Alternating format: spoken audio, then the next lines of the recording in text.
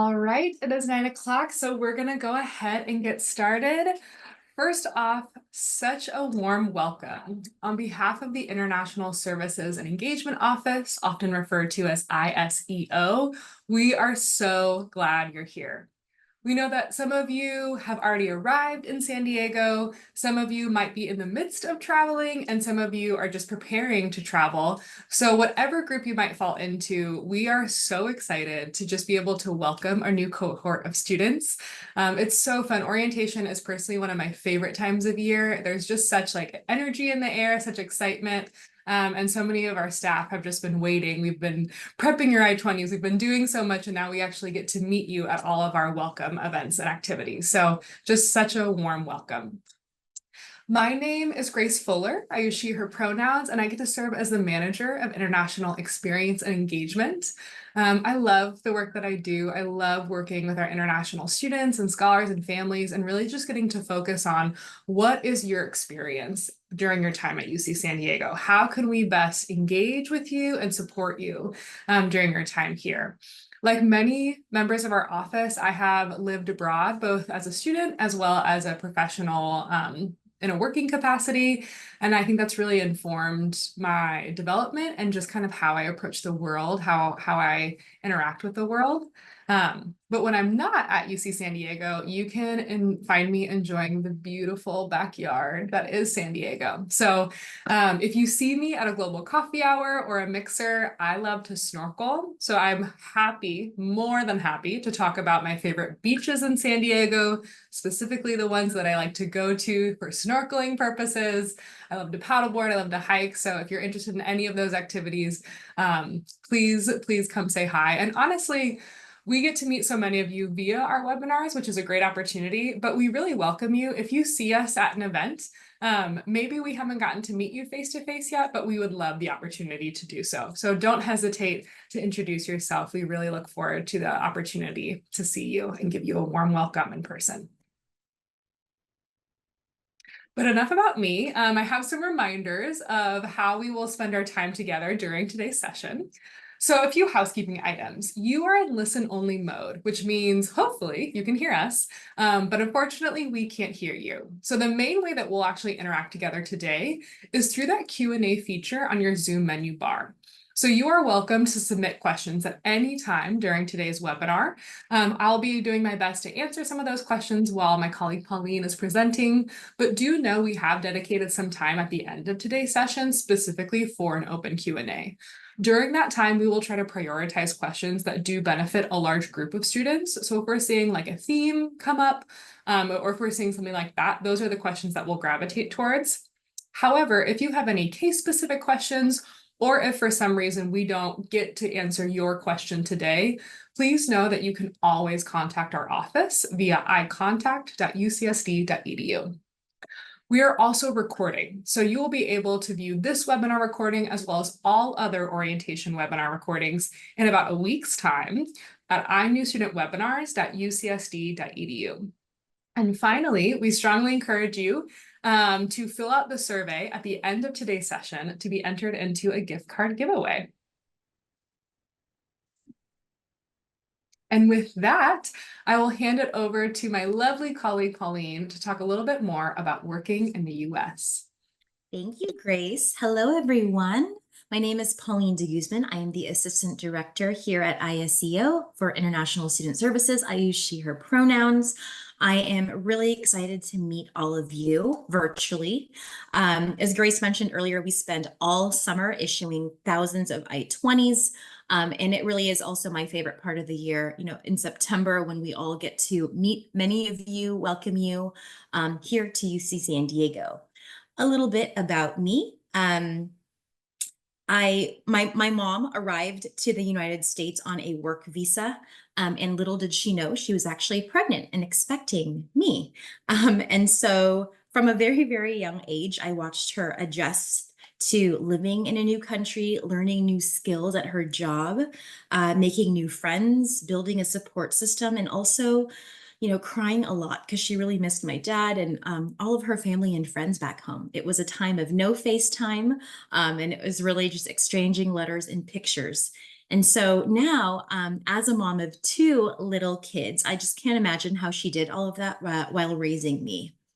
Um, I I really do strongly encourage all of you during your time here to create that support system.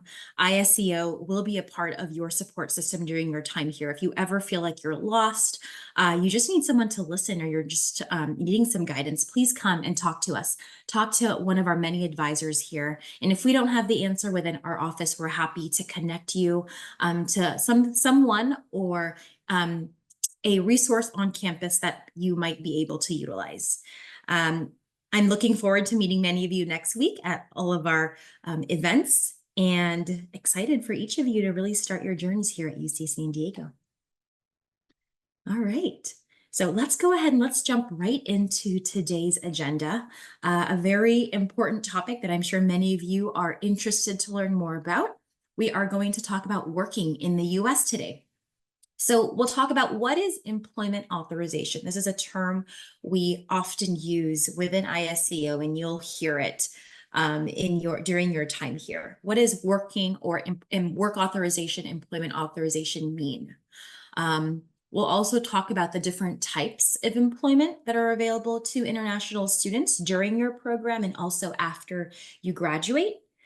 We'll discuss general timeline and eligibility for these different types of employment, how to apply, and then some additional resources as you begin to think about working, getting some more experience in your fields of study. All right, so we're going to jump right in. What is employment authorization? So many of you might think about, well, employment authorization might be a card, or maybe it might be a piece of paper. But what really is it? What do you need in your hand before you can legally begin working in the US? So international students on either an F1 or a J1 visa have the benefit of working in the US during their program of study. However, it really depends on when you're working, before your program ends, or maybe after you graduate, and where you work. Are you working on campus or off campus? And this combination will determine the proper permission that you need to show on a specific document before you can begin working. So this document that we refer to that reflects your permission to work is known and referred to as your employment authorization. Okay. Rule of thumb is, if you're not sure what kind of employment authorization you need, come and talk to us, come and ask us. We'll discuss the kind of employment you're looking to engage in, and then we'll help point you to the right direction. Here are some different kinds of employment authorization that you might receive, depending, again, on the type of employment that you engage in. We might add a notation on your Form I-20 or a notation on your Form DS 2019 if you are a J1 student.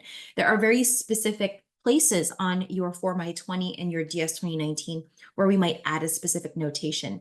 And we won't cover this in great detail today, but in future sessions, we will talk more specifically about what to look for on your Form I-20 or your DS 2019 to make sure you've got the right authorization. Some types of employment might also require that you receive a employment authorization card, or what we refer to as an EAD card. This is issued by the United States immigration system, and they will provide you a card here once your authorization has been granted. So this might be another form of authorization that you see. Other forms might not require a notation on your I-20 or a card from the US government. It might just require a support letter from our office. So again, knowing which kind you might need before you start is really important. This is a common question we get, so I want to address it right away. Your Social Security card, many of you may start your programs with one. This is not a form of employment authorization. So a Social Security number is for tax purposes, in which if you are receiving paid employment in the US, your employer might report tax specific items using your Social Security number. This is very unique to you. However, you can only use your social security number when paired with one of the forms of employment authorization that we just reviewed in the previous slide. So again, your social security number alone is not a form of employment authorization. We will talk about how to apply for a social security number today, just towards the end of the presentation. So do stick around. But I just want to make that crystal clear. Many students think, well, I have an SSN, I have a social security number, I have a card. Can't I just use it to start working? Unfortunately, no. All right, let's talk about what kinds of employment you can engage in during your program here and after your program. So we'll talk about our F1 students first and the types of employment that you can engage in. Then we'll talk about our J1 students and those different types of employment. During your program, so this is referring to while you are enrolled in courses, while you are still within the dates of your Form I-20 on the first page of your Form I-20, you'll see program start date and program end date. During your program, you are eligible to work on campus. On campus is defined as employment that takes place on UC San Diego's campus, where you're providing a direct service to our campus community. So examples might be graduate student research positions, teaching assistants, fellowships, or you could be working at the UC San Diego bookstore, Price Center, maybe Target on campus, Starbucks on campus. These are all different types of on-campus employment. Something to note about on-campus employment is that it does not need to be related to your program of study. So if you're an engineering major, you can totally be a barista at our on-campus Starbucks, or you can work at the UC San Diego bookstore to help support that team in getting the bookstore prepared for sales every day, right? It does not need to be related to engineering. So on-campus employment is really anything providing a direct service to our campus community.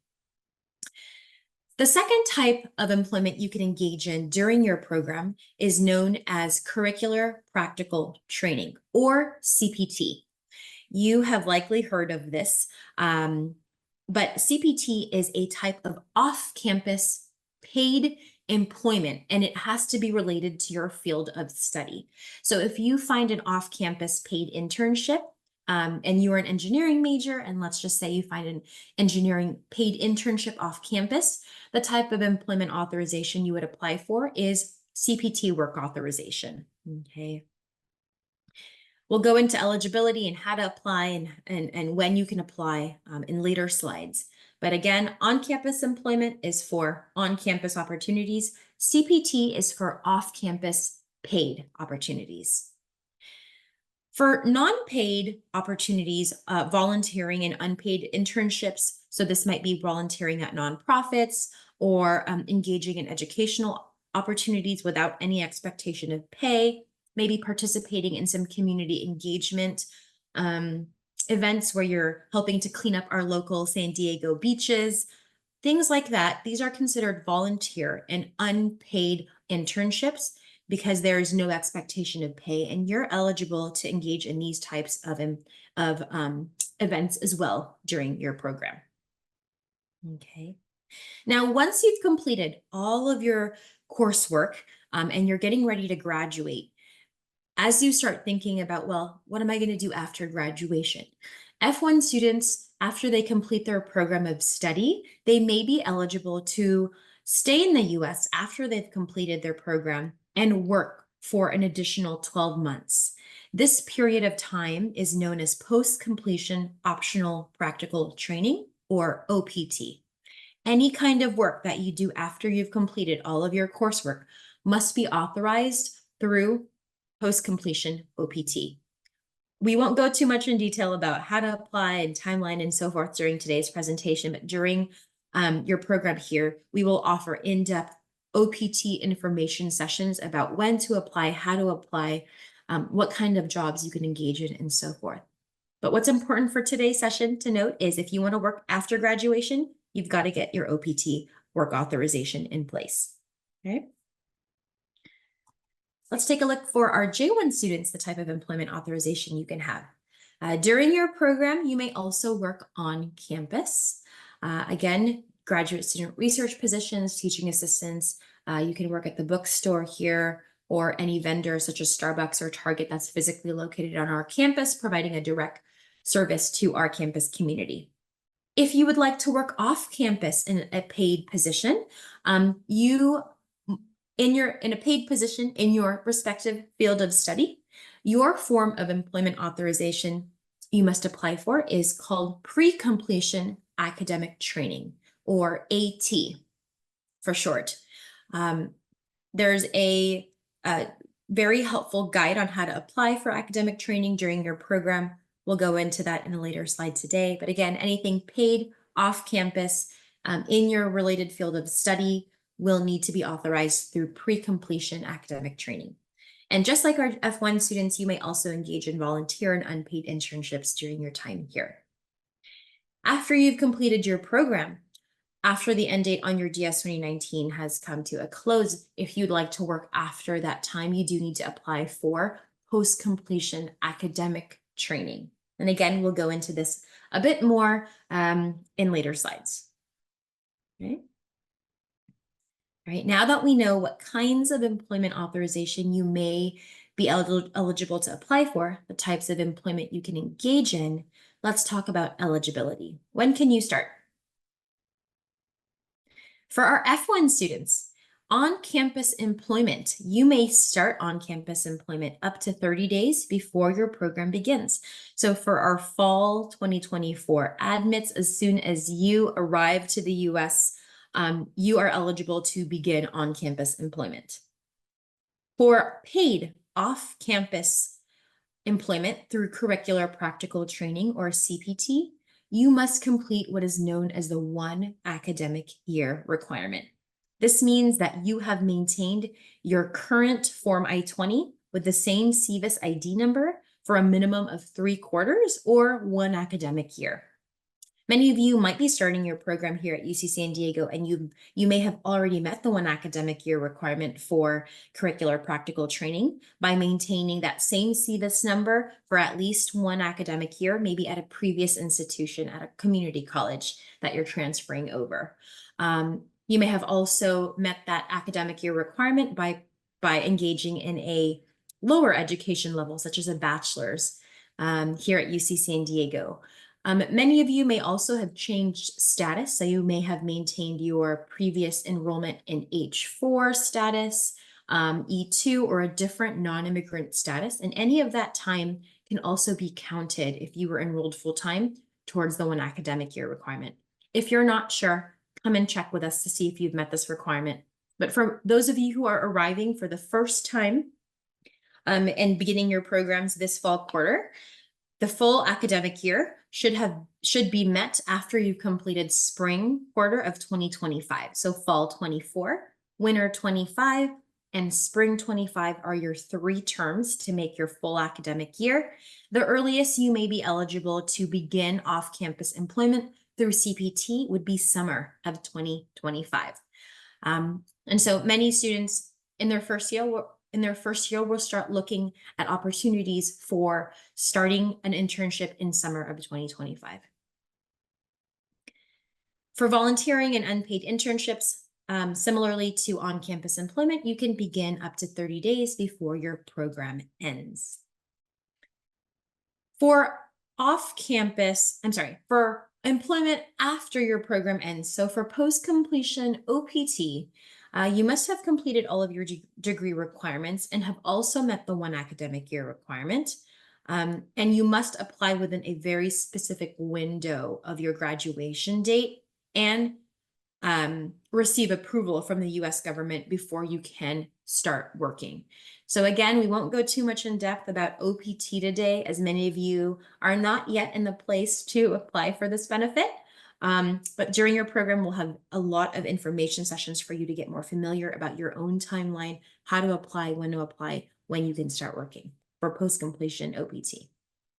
General reminder, do not start working until you know that you have the proper work authorization. For our J1 students, on-campus employment, you can also begin up to 30 days before your program begins. For off-campus paid employment for pre-completion academic training, you must have completed 1 quarter or 1 term before you can begin.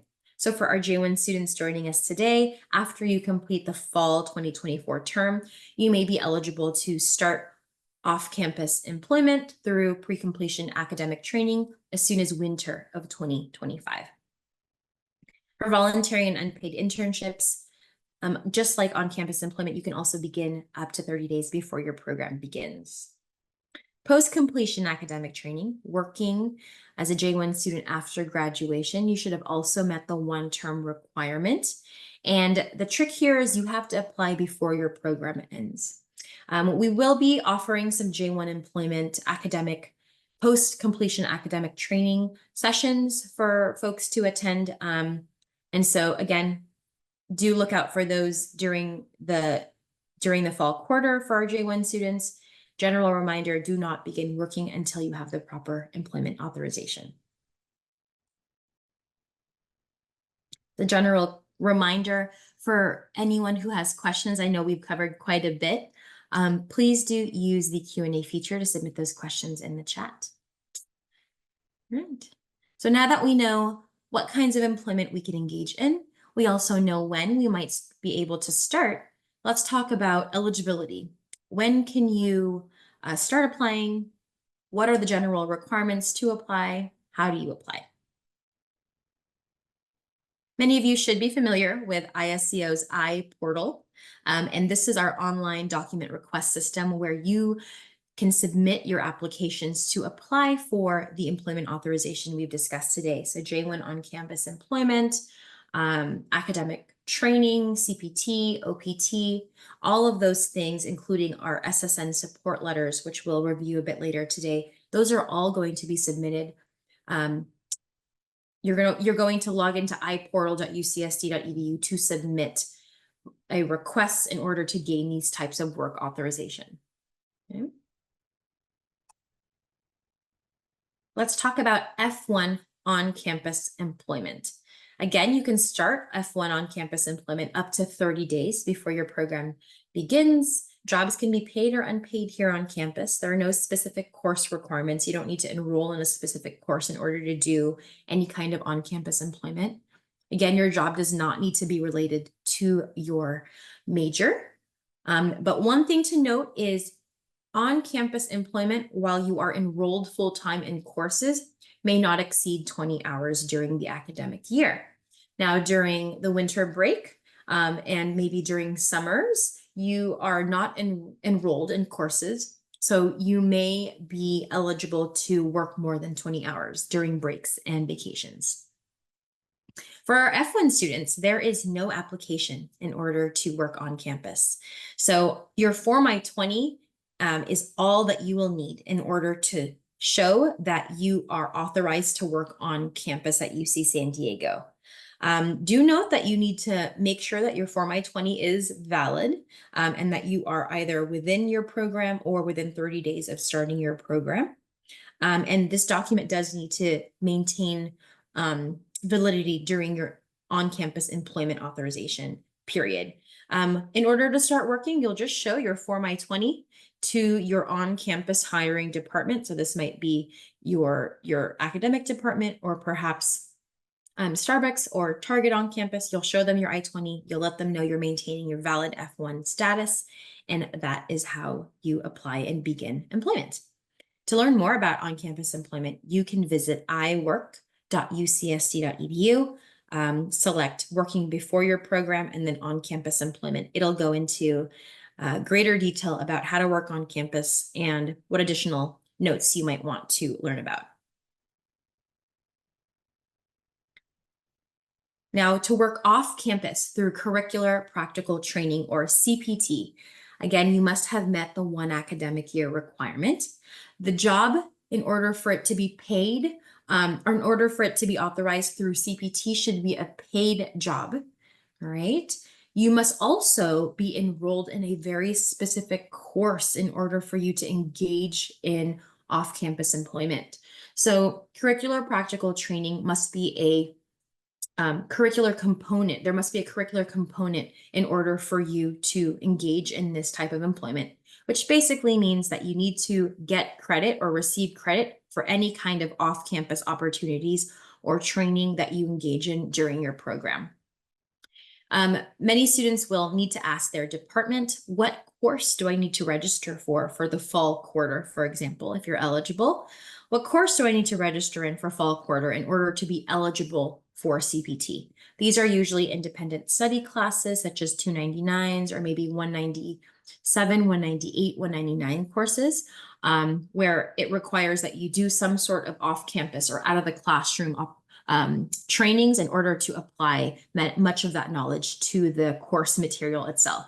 So do ask your departments, academic departments, when the time comes to apply for CPT, what class you might need to register in for that particular quarter. For CPT, the job that you obtain must be related to your major. You must have a job ahead of time before you can apply. And during the academic year, so fall, winter, and spring, you may not work more than 20 hours a week. Again, during breaks and during summer vacation, you may be eligible to work more than 20 hours. In order to apply, you need to have a job offer letter. You also need to have, again, proof of enrollment in that specific CPT course. Or if you are a graduate student and it is during a summer term, we have a summer cooperative agreement that you can engage in lieu of summer registration. And again, that is thoroughly explained on our website. So please do visit cpt.ucsc.edu, and we outline all of the application requirements and documents you will need to upload. Once you have all of your documents for the application prepared, you'll submit an iPortal request for F1 curricular practical training. Once we've reviewed your request, and if you are eligible, we will then issue you a Form I-20 that has a notation on the second page. The notation will state your employer's name, the dates you're authorized to work, and also, I believe, the location. So once you receive your CPT, your Form I-20 with CPT notation added on the second page, you can show this CPT I-20 to your employer, and that is your form of work authorization for CPT.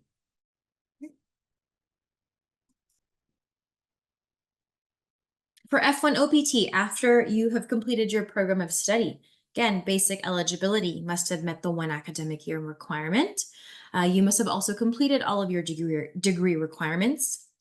Off-campus, on-campus, paid or unpaid, volunteer, any kind of opportunity that you'd like to engage in off after you've graduated is fine during your F1 OPT period. Whatever job you do does need to be related to your major after you've graduated. And again, there's a very specific window in which you can and must apply if you'd like to do F1 OPT. We'll be going over those in more detailed info sessions during your program. In order to apply, unlike CPT, you don't actually need a job offer letter right away. You'll have a period of time where you're allotted opportunities to look for positions, do a bit more interviews and so forth. So in order to apply, you don't need a job right away. You should submit an iPortal request for the F1 optional practical training application. So you'll submit a request in our iPortal. And in addition, you will need to submit a complete OPT application to U.S. Citizenship and Immigration Services, or USCIS. USCIS is the final approver of F1 OPT.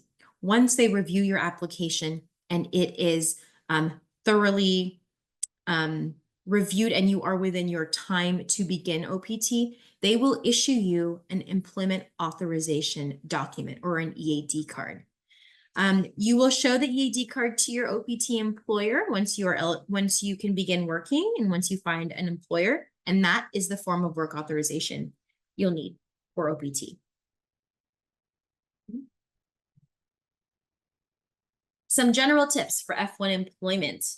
I always tell students, do your research and apply or learn about the requirements at least 1 quarter or 3 months before you start or plan to start working. Many students will start applying for jobs and then receive an offer letter and then start to figure out, well, okay, what kind of employment authorization do I need? And that really does become stressful because it might take some time for you to obtain the work authorization that you need. And it might jeopardize perhaps your ability to start on time, your expectations with your potential employer and so forth. So when you are thinking or starting to think about working, whether it be on campus, off campus, after graduation, start to think about these things, start to think about, well, what kind of work authorization might I need? What do I need to be eligible and to apply? Start at least 3 months before you plan to work. Okay. The work authorization does need to be in your hand before you can actually start working. So make sure that you don't start working before you've gained the proper work authorization. Unauthorized employment, so this is working in the US without proper work authorization, does have pretty significant impacts on your status, your student status, and your ability to, return to the US in the future and gain future benefits. So we really do stress the importance of making sure that you have the proper work authorization, that you're not working before you gain the right documentation in your hand. Right? All right. We're going to briefly go over our J1 students types of eligibility for different types of employment. So for our J1 students on campus employment, again, you can start up to 30 days before you begin. A job can be paid or unpaid on campus, doesn't need to be related to your major. And again, 20 hours or less while you are enrolled in classes. No specific course you need to be enrolled in to work on campus. Okay. You do need to have an offer letter from the on-campus hiring department. And you also need to submit an iPortal request for what is known as the J1 permission support letter. Once you submit this in the iPortal and we've reviewed it, our office will issue you a J1 permission support letter from our office. And you can then show the support letter to your hiring department on campus. And that's when you can start. Okay. If our J1 students would like to work off campus and in a job that's related to your field of study, you must have met the 1 quarter requirement, 1 term requirement. Jobs can be paid or unpaid. You need to be enrolled in a specific course you wish to engage in during your time working on off-campus academic training. The job does need to be related to your major, and it's limited to 20 hours or less during the academic year. You can work more than 20 hours during breaks and vacations.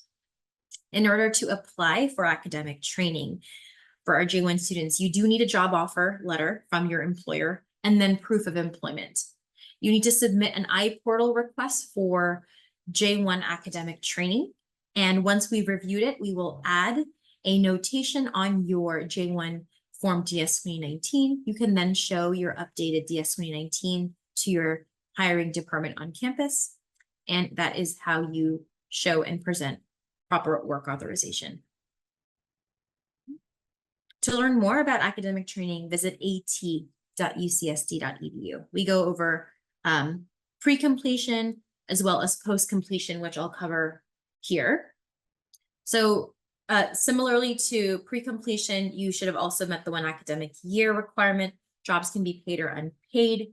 And unlike pre-completion, for post-completion academic training, you don't need to be enrolled in any specific course since you've completed all your coursework, but you do need to apply for post-completion academic training before the end of your program end date on your DS 2019.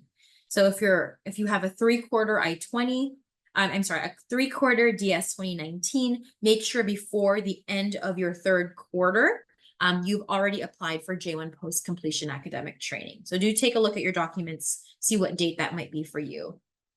Jobs need to be related to your major, and you do need to work a minimum of 20 hours a week. In order to apply for post-completion OPT, you'll need a job offer letter and then also proof of degree requirements being met. So maybe completion of all of your classes that you need. You also need to submit an iPortal request for J1 post-completion academic training. And similarly to pre-completion academic training, we will add a notation to your DS 2019. In addition, once your post-completion academic training is approved, we will also edit the program end date on your DS 2019. So it does show that you are within your J1 program still, but working through post-completion training. Okay. Again, at.ucsd.edu to learn more about academic training. For our J1 students, last note on academic training, the length of academic training you are eligible for does depend on the length of your program and your program level. So for our for our bachelor or master's degree seeking students, you're eligible for up to 18 months of academic training. And the total training period is inclusive of any pre-completion and post-completion academic training that you engage in cannot exceed 18 months. So if you decide not to do any kind of academic training during your program of study as a bachelor or a master's J1 degree seeking student, after you graduate, you're eligible for a full 18 months of post-completion academic training. However, if you do, let's just say 6 months of pre-completion academic training during your bachelor's or master's degree here as a J1 student, then you would only be eligible for 12 months of post-completion academic training left. So again, it's a total of 18 months between pre-completion and post-completion for our bachelor's and master's degree seeking J1 students.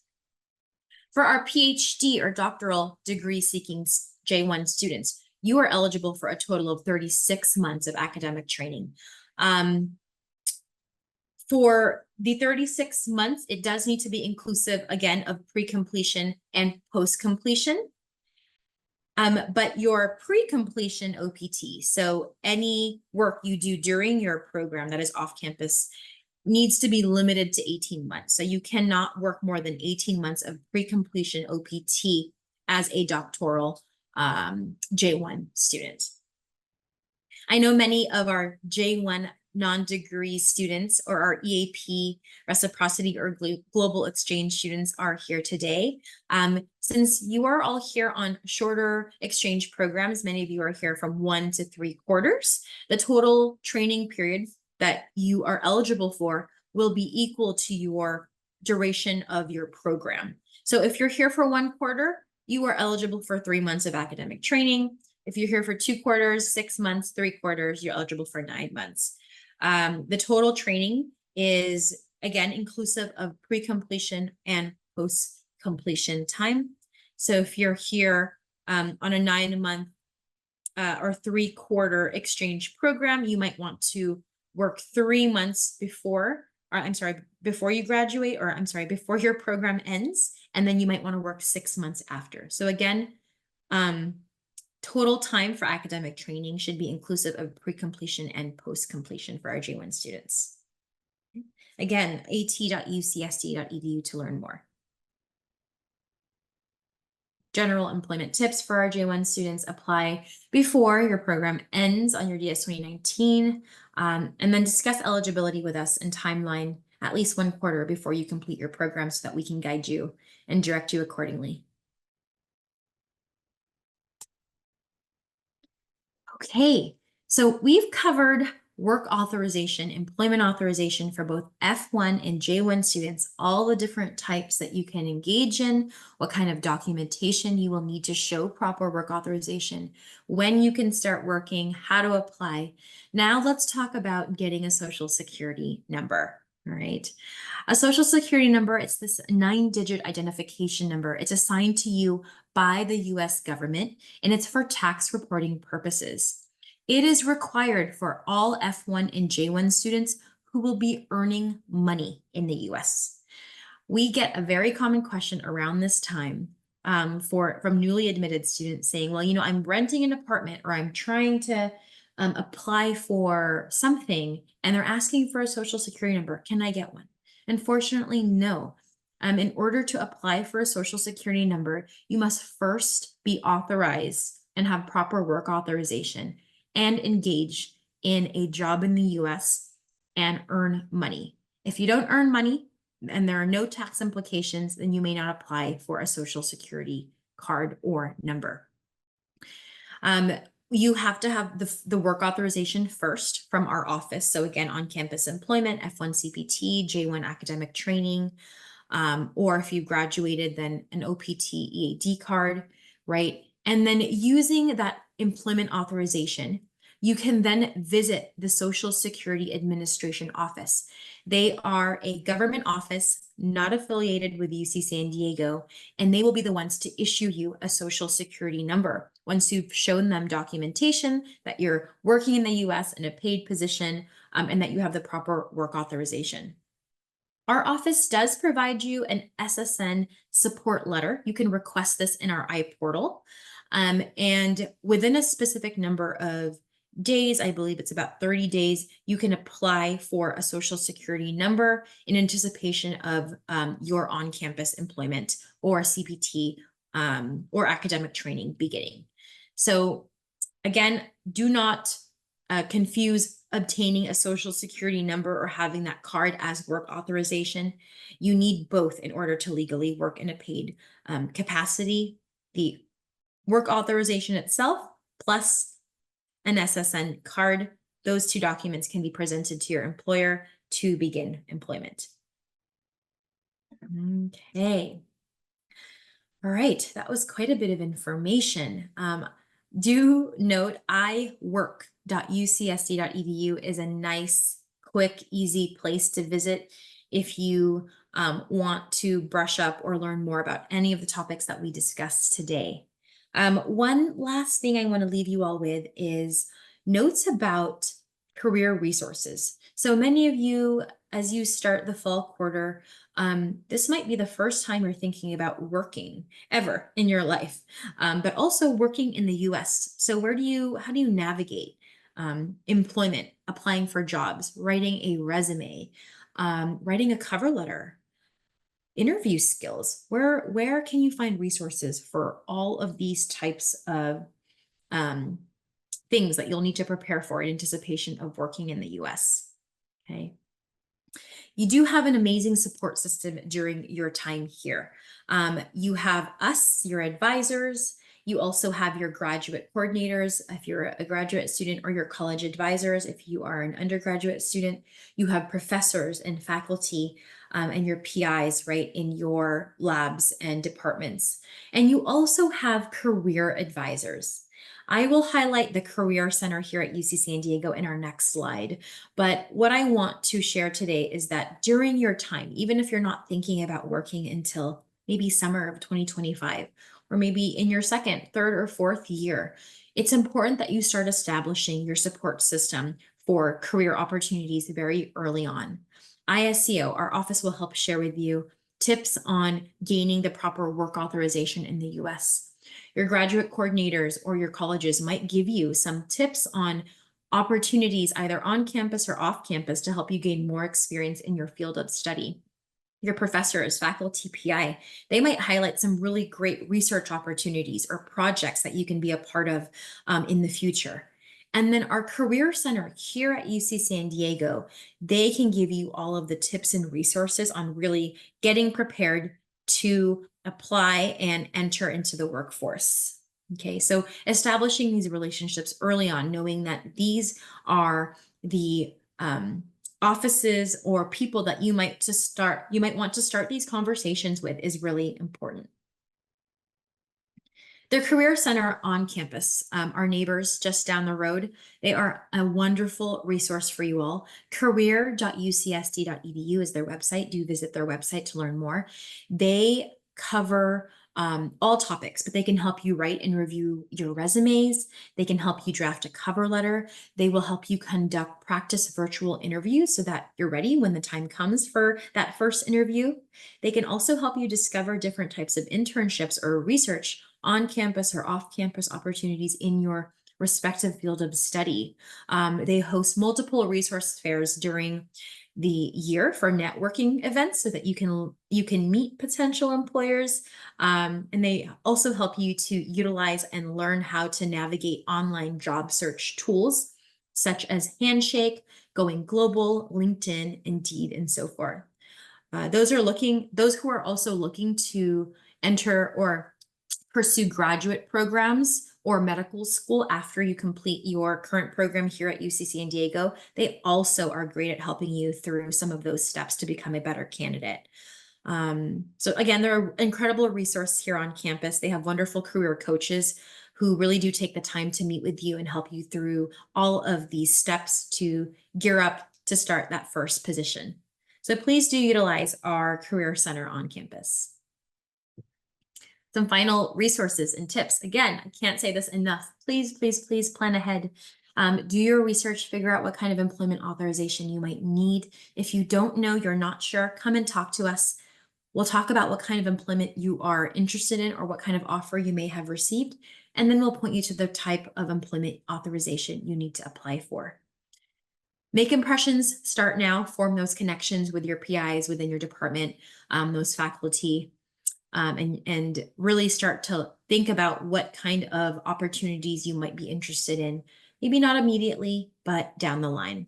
Our Career Center colleagues, Jessica Wilson and Josue Pinal, are wonderful. They do some sessions on employment topics and just really networking. And I know that we have some sessions, I think, next week, or if not this week, with the Career Center. So do look out for those if you are interested in working or learning more about work and networking during your program here. Please do utilize these resources during your time. And I think we have reached the end of our presentation. So I will pass it over back to Grace for any questions that we might want to address with the larger group. Yes, wonderful. We've had lots of good questions come through the Q&A, but I've noted a few that are a little bit more nuanced and may help cover some themes that I've seen come through. So the first one is kind of related to what does related to my field of study actually mean? So for example, the student writes, for F1 employment, CPT needs to be related to our field of study. Can a math and computer science major work in finance?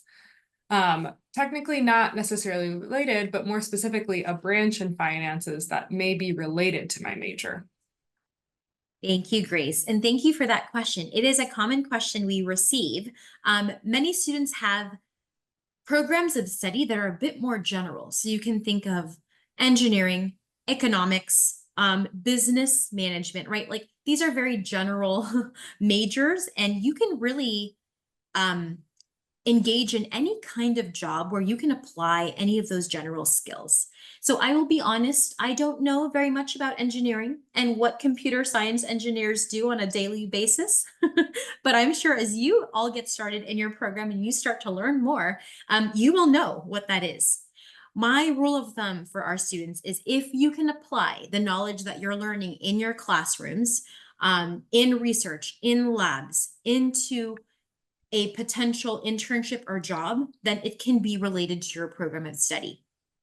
Because we are not engineers or experts in your specific fields of study, whenever you apply for CPT, your application will actually get routed to your department first.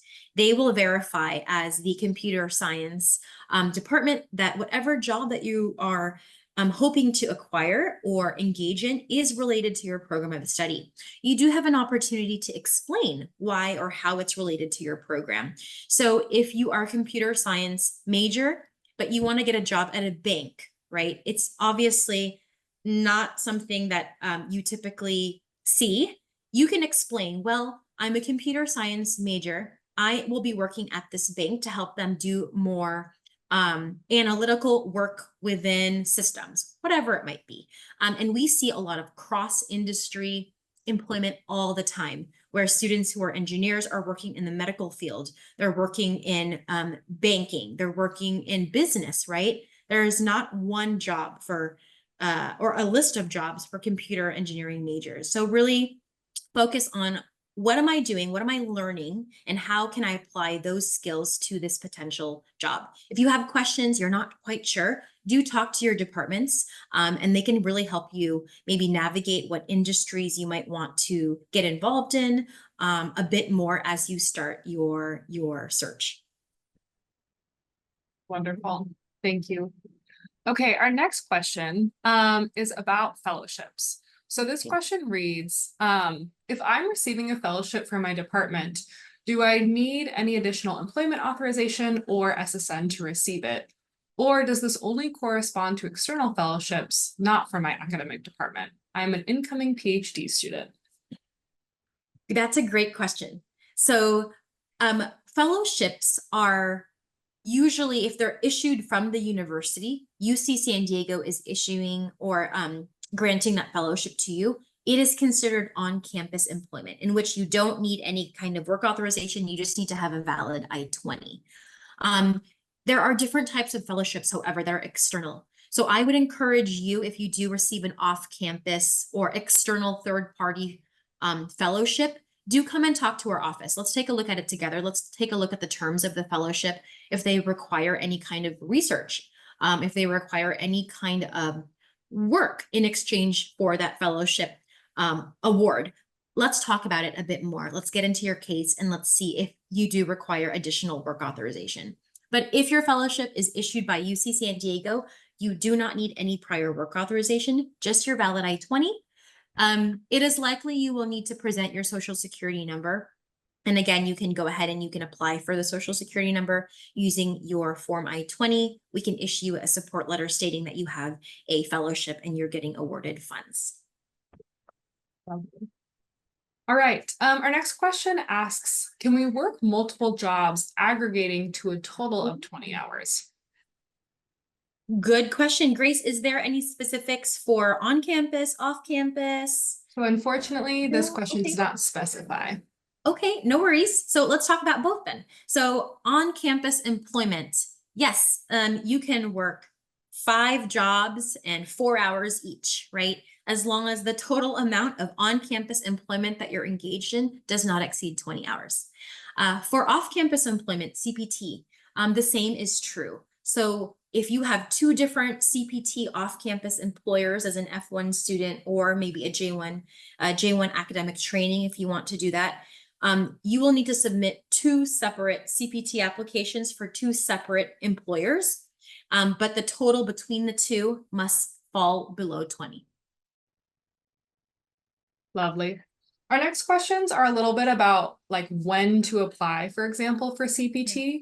So we have some interest in applying for 2025 summer internships. Okay. Students are wondering, do they apply during spring quarter? Should they apply 3 months before? When is the best time to apply for CPT, specifically for summer 2025 internships? Thank you for that question. It's a good question. Summer 2025 internships as undergrads, if you are an undergraduate student, usually we need to see enrollment in a summer 2025 internship course. So in order to apply, you must have shown enrollment, and enrollment for summer typically begins sometime around week 4 to 6 of the spring quarter. So I would say, I'm trying to do math and dates in my head, sometime around April or May is an ideal time to begin applying for summer 2025 CPT.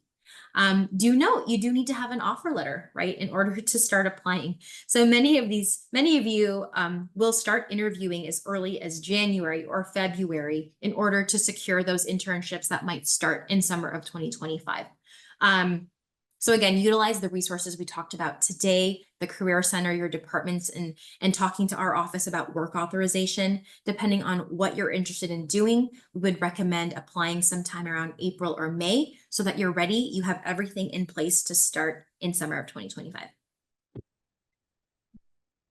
All right, this question is, can a J1 short-term scholar apply for off-campus work if the visiting program ends early? You know what, Grace, I will actually ask that they schedule an appointment for one-on-one guidance on this, only because there are a couple of components we would need to ask more in depth just to figure out where we're at and what eligibility looks like for employment. Wonderful. Our next question, and this is we're getting down to our last questions. I'm an incoming PhD student and received a department fellowship for the first 9 months. Am I eligible to obtain a social security number? Yes. So if you have received on-campus employment, this includes fellowships, you may submit a request in the iPortal for a social security number. And our website also shares more detail about how to apply for the social security number with the Social Security Administration itself. But yes, fellowships are considered on-campus employment. You are eligible to receive a social security number. Wonderful. All right, that concludes our questions for today.